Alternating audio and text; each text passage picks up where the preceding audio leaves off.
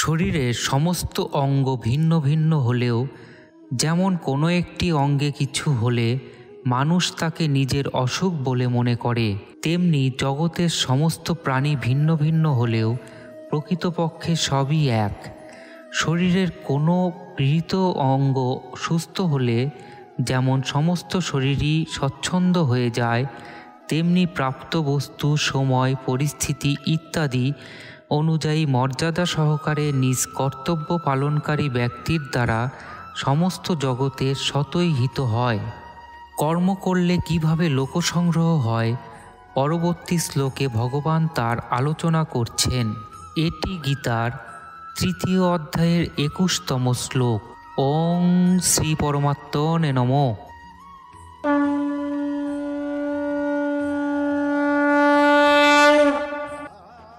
যৎ যদা চরতি শ্রেষ্ঠস্ত দেবেতর জন স যৎ প্রমাণং কুরুতে লোকস্তদনুবর্ততে। শ্রেষ্ঠ ব্যক্তি যা যা আচরণ করেন অন্যান্য সাধারণ ব্যক্তিগণও তাই করে থাকে। তিনি যা কিছু প্রামাণ্য বলে ধরেন সাধারণ মানুষেরা সেই অনুযায়ী আচরণ করে থাকে। তিনি শ্রেষ্ঠ পুরুষ, যিনি জগৎ সংসারকে, শরীরাদি পদার্থকে এবং স্বয়ংকে, নিজ স্বরূপকে তত্ত্বত জানেন। তার স্বাভাবিকভাবে অনুভব হয় যে এই শরীর, ইন্দ্রিয়াদি, মন, বুদ্ধি, অর্থ, আত্মীয়, সম্পত্তি ইত্যাদি সবই জগৎ সংসারের, নিজের নয়। শুধু তাই নয়, এই শ্রেষ্ঠ পুরুষটি ত্যাগ, বৈরাগ্য, প্রেম, জ্ঞান, সদ্গুণ ইত্যাদিও নিজের বলে মনে করেন না, কারণ এগুলিকেও নিজের বলে মনে করলে ব্যক্তিত্ব, অহংভাব পরিপুষ্ট হয়, যেটি তত্ত্বপ্রাপ্তির বাধাস্বরূপ।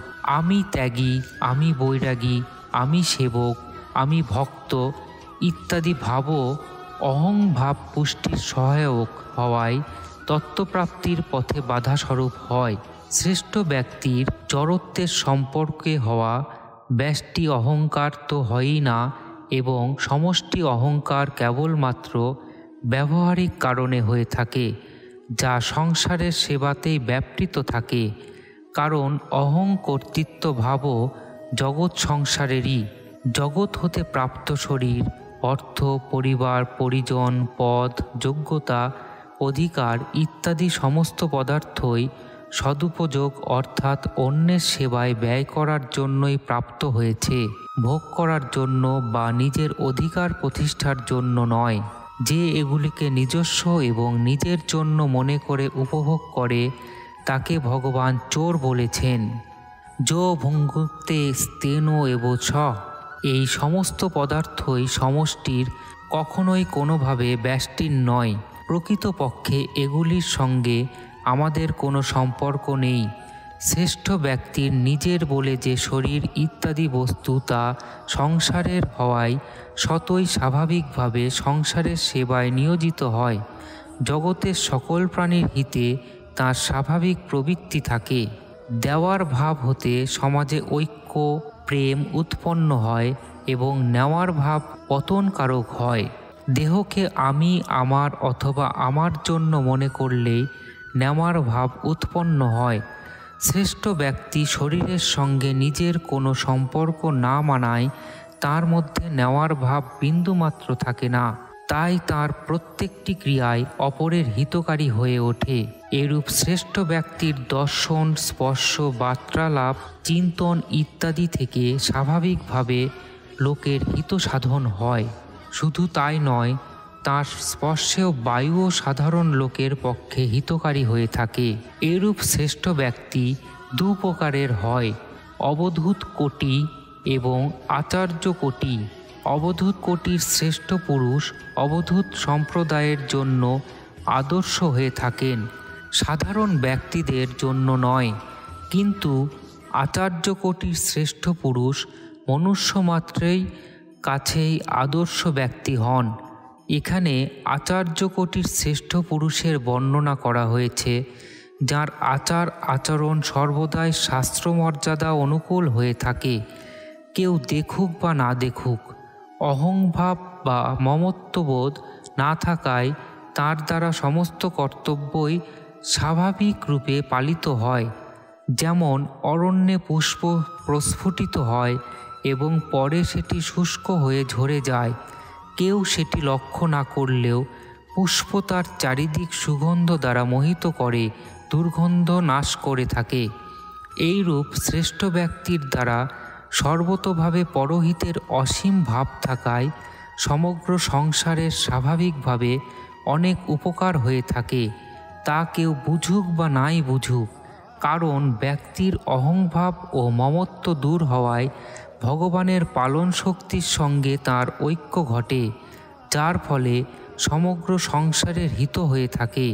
শরীরের সমস্ত অঙ্গ ভিন্ন ভিন্ন হলেও যেমন আসলে এক হয়ে থাকে, যেমন কোনো একটি অঙ্গে কিছু হলে মানুষ তাকে নিজের অসুখ বলে মনে করে, তেমনি জগতের সমস্ত প্রাণী ভিন্ন ভিন্ন হলেও প্রকৃতপক্ষে সবই এক। শরীরের কোনো পীড়িত অঙ্গ সুস্থ হলে যেমন সমস্ত শরীরই স্বচ্ছন্দ হয়ে যায়, তেমনি প্রাপ্ত বস্তু, সময়, পরিস্থিতি ইত্যাদি অনুযায়ী মর্যাদা সহকারে নিজ কর্তব্য পালনকারী ব্যক্তির দ্বারা সমস্ত জগতের সতই হিত হয়। শ্রেষ্ঠ ব্যক্তিদের আচরণ এবং বাক্যের প্রভাব স্থূল শরীর দ্বারা হওয়ার জন্য স্থূল রীতিতেই হয়, অর্থাৎ তা সীমিত হয়, কিন্তু তার ভাবের প্রভাব সূক্ষ্ম রীতিতে পড়ে থাকে, যা অসীম অনন্ত। ক্রিয়া সীমিত হলেও ভাব অসীম হয়।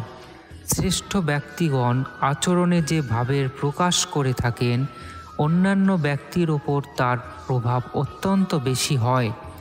তিনি নিজ বর্ণ, আশ্রম, সম্প্রদায় ইত্যাদির আচরণ সুচারুভাবে পালন করায় অন্যান্য বর্ণের, আশ্রমের এবং সম্প্রদায়ের ব্যক্তিদের ওপরও তাঁর বাক্যের প্রভাব পড়ে।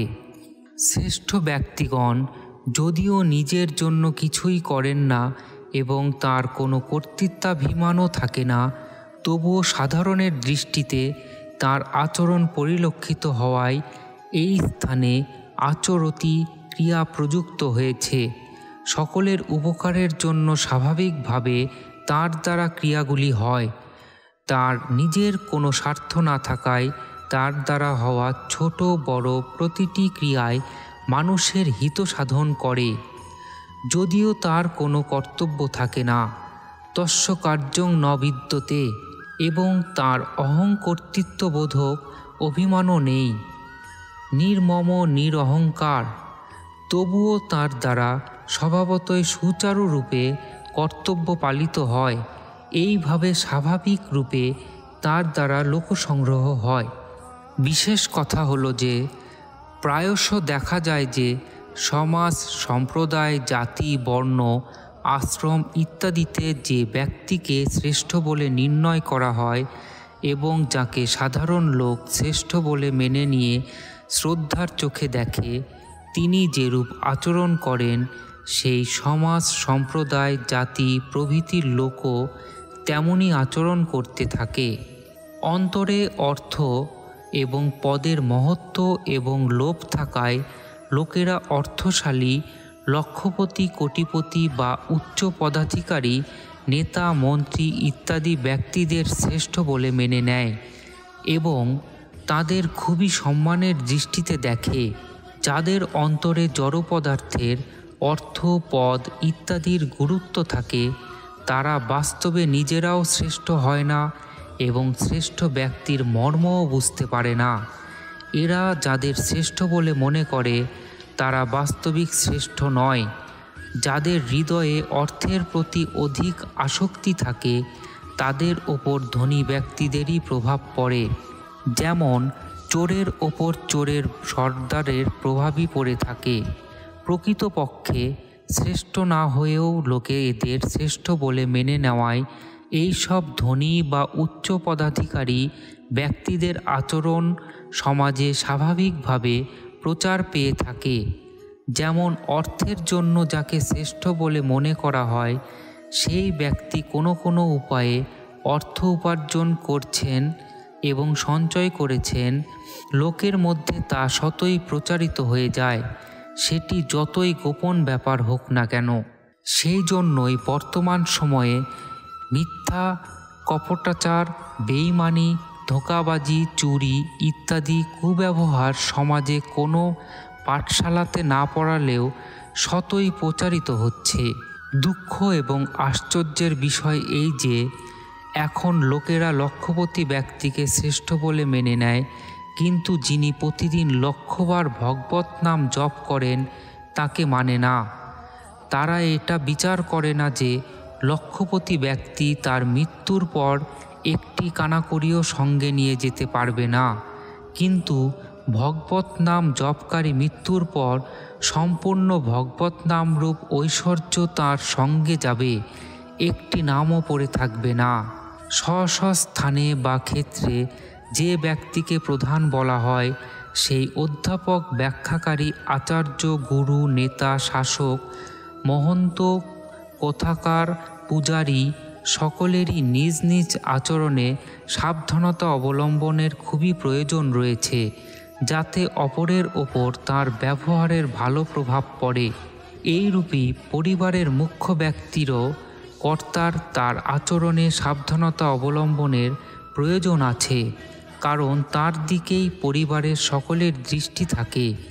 রেলগাড়ির চালকের ন্যায় সমাজের প্রধান ব্যক্তির ওপরও বিশেষ দায়িত্ব থাকে।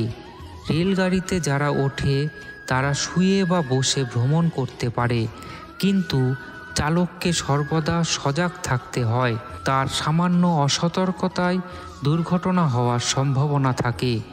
সেই জন্য সংসারে নিজ নিজ ক্ষেত্রে শ্রেষ্ঠ বলে যাকে মেনে নেওয়া হয়, তার নিজ আচরণের ওপর বিশেষ নজর রাখা অত্যন্ত প্রয়োজন। যার অন্তরে কামনা, বাসনা, মমতা, স্বার্থপরতা, পক্ষপাতিত্ব ইত্যাদি দোষ নেই এবং বিনাশশীল বস্তুর গুরুত্ব বা কিছু পাবার আকাঙ্ক্ষা নেই, এরূপ ব্যক্তির কথিত বাক্যের প্রভাব স্বতই অন্যের ওপর পড়ে এবং সাধারণ মানুষ তার কথা অনুযায়ী আচরণেও প্রবৃত্ত হয়।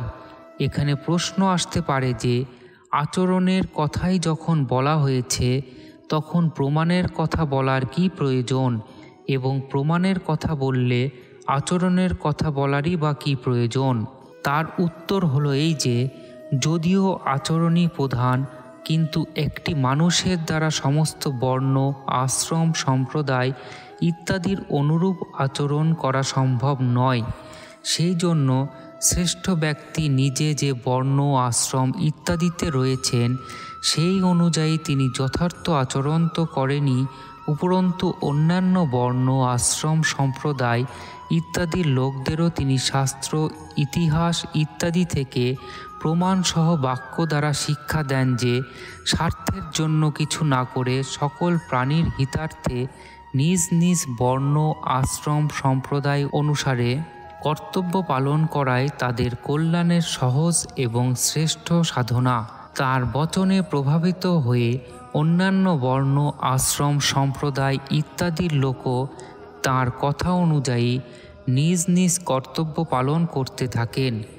যদিও আচরণের ক্ষেত্র সীমিত এবং প্রমাণের বাক্যের ক্ষেত্র বিস্তৃত হয়, তা সত্ত্বেও ভগবানের শ্রেষ্ঠ পুরুষের আচরণে 5টি পদ যৎ যৎ, তৎ তৎ এবং বিশেষভাবে এব দেওয়ার অর্থ হলো এই যে তার আচরণের প্রভাব সমাজে 5 গুণ বেশি পরিলক্ষিত হয়, এবং প্রমাণে 2টি পদ যৎ এবং তৎ দেওয়ার অভিপ্রায় হলো এই যে প্রমাণের প্রভাব সমাজের ওপর শুধুমাত্র দ্বিগুণ অপেক্ষাকৃত কম পড়ে।